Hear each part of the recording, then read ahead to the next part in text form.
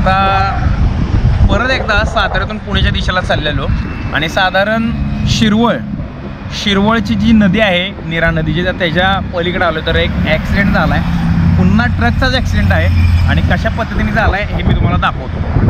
ही पुण्याची दिशा आहे आणि सातारा साईडने गाड्या येत आहेत.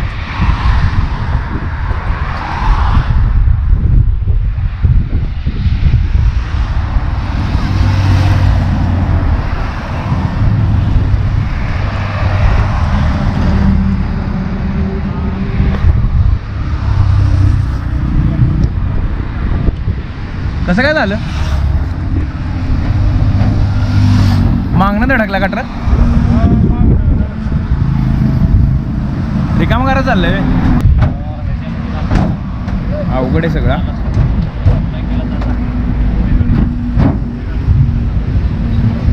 ज्या दुसऱ्या ट्रकचा अपघात झाला आहे तो ट्रक बाजूला घेतलेला आहे इथं.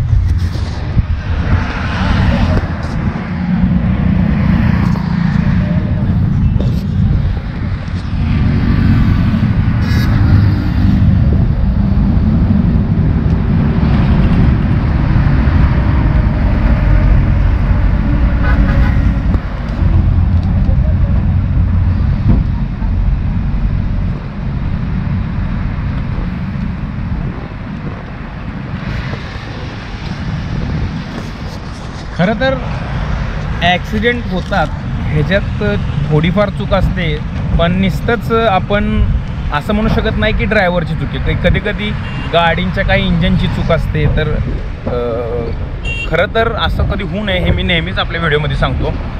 पण ज्यावेळेस होतात त्यावेळेस किती लोकांना प्रॉब्लेम येतो, तिथल्या आजूबाजूच्या लोकांना, जे ट्रक ड्रायव्हर असतात त्यांच्या फॅमिलीला किंवा त्या ट्रकचे जे ओनर असतात त्यांना फार त्रास होतो. आणि अशा गोष्टी होऊ नये ह्याची अवस्था तर जास्तच वाईट झाली आहे.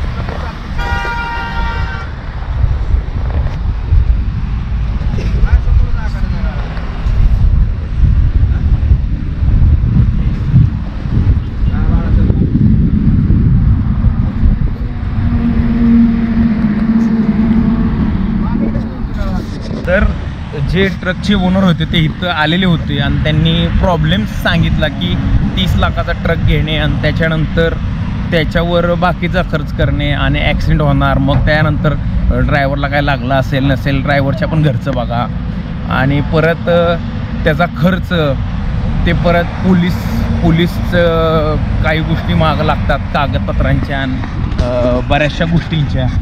या सगळ्या गोष्टी ज्यावेळेस करत असतो त्यावेळेस जो वेळ जातो, ॲक्च्युली ह्या दुनियामध्ये किंमत आहे ती फक्त वेळेला आणि वेळेशिवाय माणूस मोठा पण होत नाही आणि वेळच माणसाला मोठा करते आणि वेळच माणसाला छोटा करते.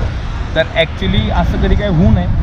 ट्रक पूर्णपणे चेपला गेलेला आहे आणि ज्यावेळेस मी त्यांच्यासंग बोललो त्यावेळेस त्यांचे ते दुःख, त्यांच्या मनातला तो दर्द ते दिसत होतं पूर्णपणे की बाबा हे आता एवढा मोठा कुठली गाडी 10-15 लाखात येते. ट्रक तर 30-30 लाख रुपये घालावं लागतात आम्हाला, त्याचे हप्ते आणि एवढा मोठा काय इन्कम येत नाही महिन्यालाच 2-5 लाख रुपये. म्हणजे 30 लाख रुपये गुंतवल्यावर 40-50 हजार शिल्लक राहतात सगळं पगार बिगार लोकांचे जाऊन घेऊन. आणि आता अशी एखादी घटना घडली तर त्याला किती वेळ जातो, किती.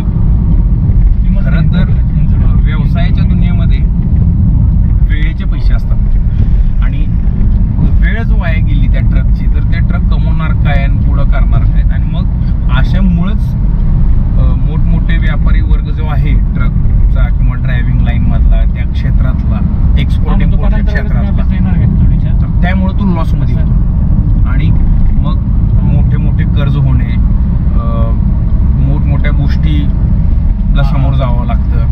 म्हणजे फार त्याच्यावर मग आपल्या संसारावर मग अशाने मानसिकता काय करू शकते हे सांगता येत नाही.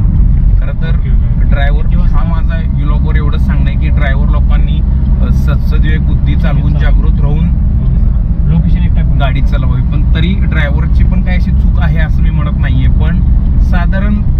तशी आल्यावर तर काही करू शकत नाही, पण शक्यतो जेवढं स्लो होईल तेवढं गाडी चालवा आणि जेवढं सेफ राहता येईल तेवढं सेफ राहावा.